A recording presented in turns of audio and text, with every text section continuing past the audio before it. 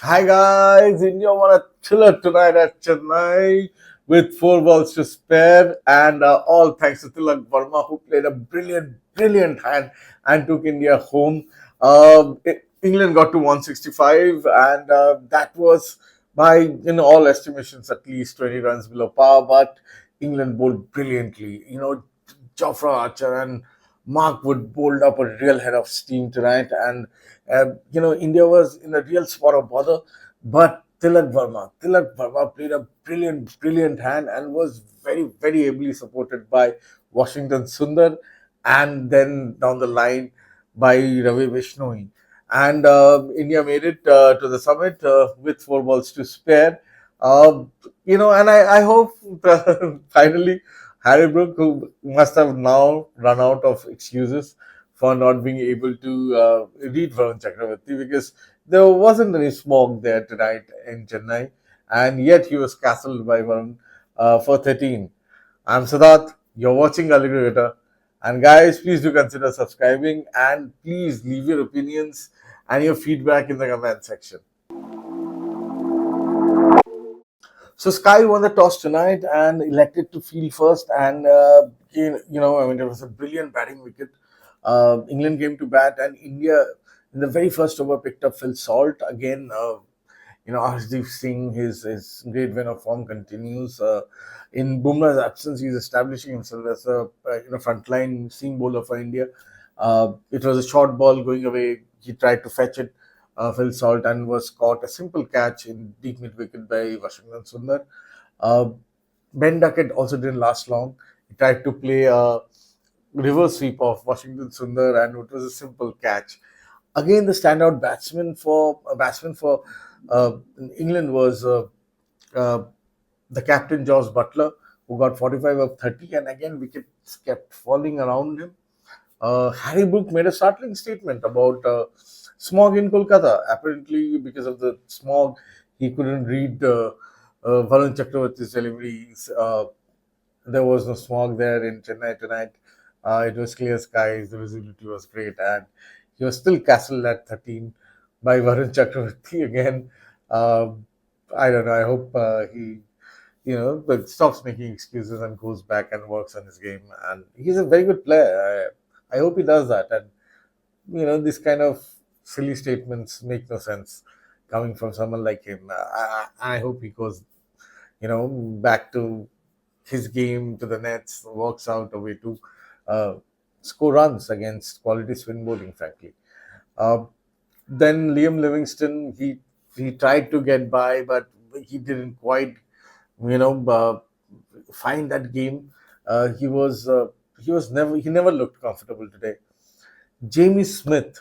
Jamie Smith was picked for England today in place of Jacob Bettel, and Jamie Smith, in his brief innings, in 12 balls, he made 22 runs. But those 22 runs looked really good. He he looked like he had clear plans. He was playing, either completely front, coming down the wicket or going back. He was playing really well, Jamie Smith, until he got out, and that to a part timer like Abhishek Sharma.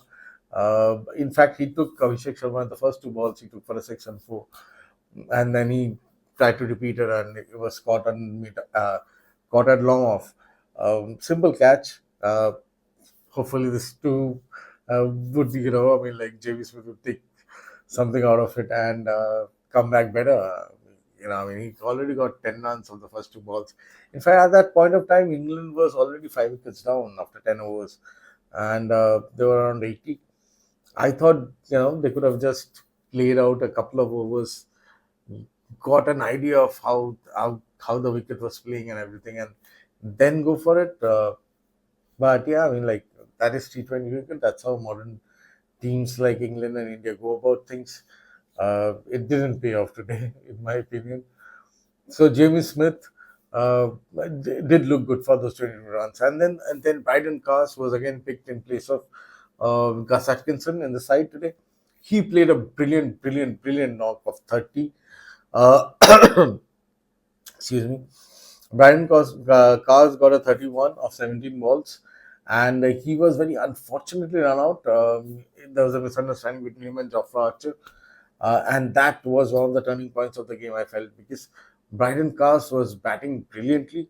Uh, he had a clear sense, clear idea, clear game plans, and he was following through, and it was coming off.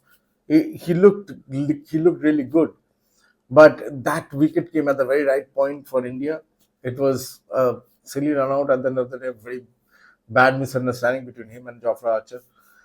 And from there on, it was India's game. Jofra, Adil Rashid and Mark Wood did their best and took England to a total of 165 at the end of 20 overs, which at that point of time, it seemed to me it was at least 20 runs short.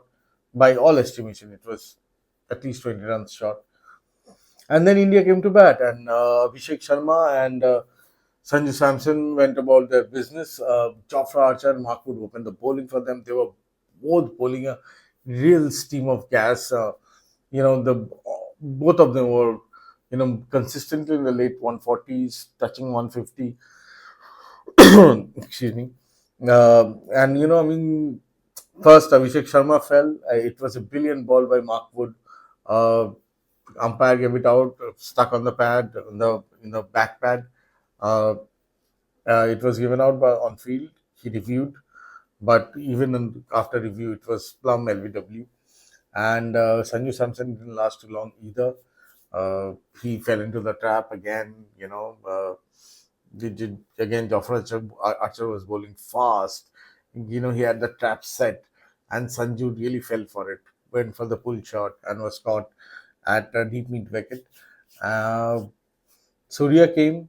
He played a few brilliant shots, and it looked like that Surya is back, and we'll see another typical Sky innings. But Surya didn't last too long either. He got out to Braden Cars. I think Braden Cars' pace probably kind of surprised him. It was high 130s, uh, sort of a ball, and he just tried to run it, and it was played onto the wicket. And at this point of time, India was in a little bit of bother. Tilak Verma was there, and Dhruv Jurel came in. Dhruv Jurel, who was playing in place of Rinku Singh today. Dhruv Jurel didn't last too long. He got out trying to play a pull shot of again Bryden Cars. And then came Hardik Pandya, and Hardik Pandya too did not last too long. He got out uh, to Jamie Overton again. So this point of time, the match was really in the balance. India was in a real spot of bother. India was around 79, 80 runs at the end of 10 overs. And from there, things looked really kind of dicey. Tilak Verma here kept his head. He scored when the opportunity presented himself. He played brilliantly. 1-6 he hit off uh, Jofra Archer, especially. He took one of Jofra Archer's overs for 18-20 runs. It was Jofra Archer's third over. And that one shot of it was a flick. It was sort of flick of a very fast delivery, like high 140s, 147, 140. It was sort of the match for me. It was a brilliant flick for a six. So Tilak Verma was solid and playing well, but he just needed company there after Dhruv Jurel fell. Things looked a little dicey, and Hardik Pandya went, and then India was in real trouble. Came Washington Sundar. Sundar who initially struggled to get the scoring going, and then Mark Wood came to bowl, and the very first ball of Mark Wood's second spell, it was his third over, and the very first ball, it was a simple regulation chance to mid off to Adil Rashid, and he grasped it, and that was, in my opinion, was the turning point of this match. From there on, in that very over, Washington Sundar made them pay severely. There was a no ball, and the delivery after the free hit, Washington Sundar hit it for a six, and then he hit two more boundaries over long off, and the match started to turn from there. It was a tense match. Everything was on the line, and it was anybody's game even then.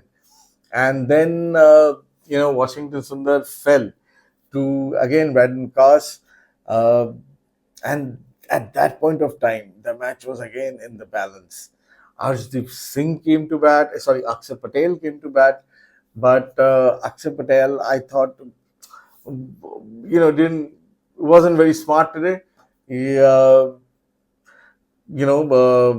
the Josh Butler brought in Liam Livingston for an over, and it was a bait for Akshar Patel. Fielders were placed in the deep strategically, and he went for it and got out, caught in the deep, and from there on, India was in real trouble. Still, there was good amount of runs to get. Tilak was playing brilliantly at one end, but he was running out of support. A lot like how uh, Josh Butler has been in the last two innings for England. And then came Arshdeep Singh. Arshdeep Singh, for the brief stay that he was there, he got a boundary. That was a nice, fortunate boundary, maybe, but it came at a right time for India, and it helped. But Arshdeep also did not last too long. He got out again to Adil Rashid. At Rashid's final over, Arshdeep Singh again got out, again fell into the trap. And then came Ravi Vishnu. And at this point of time, it was very clear that Tilak had to take India home, and from there on, Tilak played brilliantly and was very ably supported by Ravi Vishnu, who I thought played a brilliant hand. Of 5 balls, he made 9 runs, and he hit 2 boundaries, and those were very important boundaries at important points in time. And from there on, it suddenly came down to 6 balls of 6 runs. Then it was the last over, and the ball was handed to Jamie Overton. I thought they might go to Mark Wood, but they went to Jamie Overton, Josh Butler, and the very first ball, Tilak Verma, it was 6 runs required of 6 balls, remember? And Tilak Verma took it for a two. And then the second ball, he hit it for a boundary, and the match was done. It was a brilliant innings by Tilak Verma. But from English side, there are three players I want to point out. First and foremost, Brydon Cars, who I thought played brilliantly. His 31 was instrumental in England getting to that score of 165. Uh, he was playing brilliantly. Uh, that run out, his run out in the first innings was one of the turning points for me. And then again, Brydon Cars came to bowl, and again bowled brilliantly. I mean, he took the very important wickets at very important time, three important wickets, Brydon Cars, and he kind of bought England not just in the game, but things were pretty much even Stevens halfway through the second innings, and India, because of Tilak Verma's brilliance, got away from there and secured a victory. But Brydon Cars and Jamie Smith, again, I thought in the brief innings, that last shot, he got that wrong. But Jamie Smith looked really good. Uh, so that was the long and short of this match today. Uh, Tilak Verma, I thought it was a really mature innings from him. Tilak Verma in this last 6 7 months has grown immensely. That tour of South Africa where he got those 200s, batting at number three, and today again he came at number three. And this was a brilliant innings by Tilak. He really played out of his skin. He played sensibly. He played the situation. He didn't go for glory shots unnecessarily. He realized what was required at what point of time, and he played the situation brilliantly. A lot of credit to Tilak Verma, and he was deservingly the man of the match for today's match. And yeah, England is 2-0 down right now. India is 2-0 up. So three test matches, three T20 matches to go from here on, and England have to win all three to win this series. That looks fairly unlikely. From here we go to Rajkot, and from there to Pune, and then Mumbai. Uh, there is all left to play for. Three T20 matches to go, and this is T20. Anything can happen. England is a good team. I think they're insistent on pace. Jofra and Mark Wood, as thrilling as it is to watch, at times I think in our conditions, in our kind of wickets, that may not always come off, and has so far not come off. Today, though, however, they bowled brilliantly. Jofra went for a lot of runs today for 60 runs. I think this is the first time in his T20I international careers uh, that he went over 50 runs in 4 overs. He was really taken to the clean, especially by Tilak Verma today. Uh, so yeah, England has a few questions that they need to find answers to. I think they have to play the situation a bit more.